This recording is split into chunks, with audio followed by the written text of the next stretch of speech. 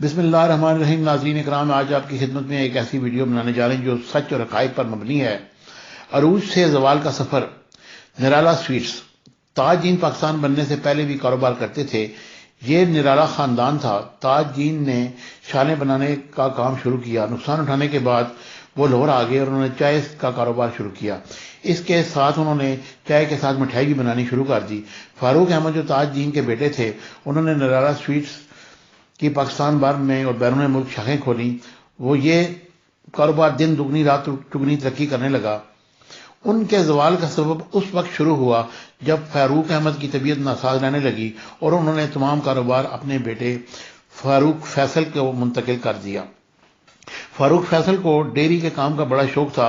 انہوں نے dairy farm کھولا اور اسے برانڈ بنانے کے چکر میں انہوں نے اس کو ایکسپینڈ کرنے کی کوشش کی اور سویٹ سے پیسہ نکال کر ڈیری میں لگانے لگے. انہوں نے بینک آف پنجاب سے قرضہ لیا جو ان کے زوال کا سب سے بڑا سبب بنا. انہوں نے 2004 میں 1.5 ارب کا قرضہ لیا جو آج کے حساب سے تقریباً 15 ارب روپے بنتا ہے.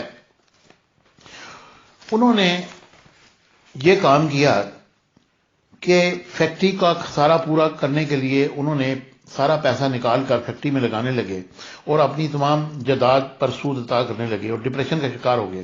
اسی اثناء میں ایک موٹر سائیکل سوار نے ان کی گاڑی کے نیچے کچل دیا اور 10 دن میں جیل رہنے کے بعد وہ دور شروع ہوا کہ سرمایہ دار دوست دور ہو گئے. ملازمین تنخواہیں نہ ملنے کی وجہ سے وہ ان سے الگ ہونے لگے اور ان کی مٹھائیوں کا معیار بھی گر گیا. خریدار کم ہو گئے اور ان کی فیکٹری وارث روڈ پر ٹیکس ادا نہ کرنے سے سیل کر دی گئی اور ان دنوں ملک سے باہر تھے کہ عدالت نے انہیں اشتہاری قرار دیا اور ان کی تمام جائیداد قبضے میں لے لی گئی. اور گھر کا خرچہ چلانے کے لیے فاروق فیصل کے بیٹے نوکریاں کرنے لگے اور گھر چند مرلے کا تھا، وہ بھی کرائے کا تھا. فاروق فیصل کے غلط فیصلے کی وجہ سے ان کا خاندان ارب پتی سے روڈ پتی بن گیا. اب ذکر کرتے ہیں نوکیا موبائل کمپنی کا. یہ کیوں کر فلاپ ہوئی؟ ایک وقت تھا جب نوکیا کمپنی دنیا بھر میں اپنی بلڈ کوالٹی اور بیٹری لائف کی وجہ سے مشہور ہوا کرتی تھی. یہاں تک کہ سپیریئر کسٹمر کے لیے نوکیا کمپنی پرائرٹی ہوا کرتا تھا. 1997 سے مشہور یہ کمپنی 2007 تک دنیا کا بچہ اسے جانتا تھا. جس طرح آج کل موبائل انڈسٹری میں سامسنگ سب سے بڑا شیئر رکھتا ہے، بالکل اسی طرح نوکیا بھی کسی وقت اس کے پاس اتنا شیئر تھا. آج کل مارکیٹ میں آئی فون نے اپنا لوہا منوایا ہے. موبائل فون میں کیمرہ کی ایجاد کا سہرا بھی نوکیا کے سر جاتا ہے. آخر ایسا کیا تھا کہ نوکیا کا ایک دم سے دڑن تختہ ہو گیا؟ یہ بات اس وقت کی ہے جب 2007 میں آئی فون نے صارفین کے فون اینڈرائڈ سسٹم کو گوگل کے ساتھ لانچ کر دیا، جس کی وجہ سے لوگوں کی زندگی بدل گئی. اینڈرائڈ کے کامیاب ہونے کی وجہ یہ تھی کہ لوگوں نے دیکھتے ہی دیکھتے اس سسٹم کو اپنانا شروع کر دیا اور نوکیا نے بھی اپنا پہلا ٹچ سسٹم ایجاد کیا، مگر یہ سسٹم اینڈرائڈ کے سامنے کامیاب نہ ٹھہرا اور یہ دیکھتے ہی دیکھتے نوکیا نے ایک خطیر رقم اپنی ریسرچ ٹیم پر خرچ کرنا شروع کر دی. اس طرح اولکا کمپنی نے بھی اپنا ایک آپشن نوکیا کمپنی کے پاس پیش کیا، مگر نوکیا نے یہ سوچنے میں 9 ماہ لگا دیے. آخر کار نوکیا نے مائکروسافٹ آپریٹنگ سسٹم کے ساتھ موبائل کو لانچ کرنے کا فیصلہ کیا. اس وقت تک کمپنی میں جو دوسرے پروجیکٹ تھے انہیں بند کرنا پڑا اور یہ کمپنی کے لیے بڑا نقصان تھا. لیکن پریشانی کی بات یہ تھی کہ کسٹمر کے مائکروسافٹ آپریٹنگ سسٹم کے ساتھ موبائل کو اپنانے سے انکار کر دیا. اس طرح یہ کمپنی سرے سے ختم ہو گئی. اب ذکر کرتے ہیں وجے مالیا کا، جو انڈین آئی پی ایل کی ٹیم رائل چیلنجرز کا مالک بھی ہے اور اس کا بزنس یونائٹڈ بیریئرز کے نام سے مشہور ہے. اور اس کے پاس 1983 سے وجے مالیا 28 سال کی عمر میں یونائٹڈ بیریئرز ایک شراب کی کمپنی کا مالک تھا. اس کو ماڈل ایکٹریس میں ہر وقت گھیرا دیکھا جا سکتا تھا اور اس کو پلے آف دی ایسٹ بھی کہتے تھے. اس کے پاس پرائیویٹ جیٹ، ایک بحری جہاز اور بے شمار گاڑیاں تھیں اور اس کے اکاؤنٹ خربوں میں تھے.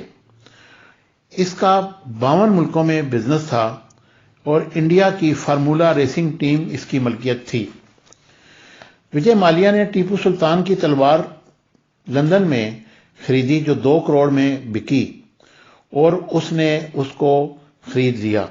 اس کے پاس 250 ونڈیج گاڑیاں تھیں اور ایک فارم، 200 گھوڑے، اور اس نے سیاست میں بھی قدم رکھا اور آج بھی وہ پارلیمنٹ کا ممبر ہے۔ اس کی تباہی کی ذمہ دار ایک ایئر لائن کنگ فشر تھی۔ 2007 میں ڈومیسٹک ایئر لائن کے لیے اس نے اس کو آپریٹ کیا اور وجے مالیہ کو انٹرنیشنل فلائٹس کے لیے 5 سال کا تجربہ چاہیے تھا۔ اس نے انتظار کے بجائے 2007 میں ایک ایئر ڈیکان نامی ایک ایئر لائن خریدی جو انٹرنیشنل فلائٹ آپریٹ کرتی تھی۔ 2007 میں کنگ فشر نمبر 1 بن گئی اور پہلے سے کھرب پتی ارب پتی بننے کے چکر میں تھا۔ 2010 میں پتہ چلا کہ کنگ فشر پر قرضہ تھا اور یہ نقصان میں جا رہی تھی۔ اس کی بے شمار وجوہات تھی، فیول مہنگا ہونا، اپنے سٹاف کو زیادہ تنخواہ دینا اور ایئر ڈیکان پہلے سے 550 کروڑ کے نقصان پر جا رہی تھی جو کنگ فشر سے پورا کیا جا رہا تھا۔ اس نے اپنے اکلوتے بیٹے کی سالگرہ پر کنگ فشر کا چیئرمین بنا دیا اور اس کو بزنس کا بالکل بھی پتہ نہیں تھا۔ 2010 میں نہ تنخواہ نہ فیول کی وجہ سے سٹاف نے مظاہرے شروع کر دیے۔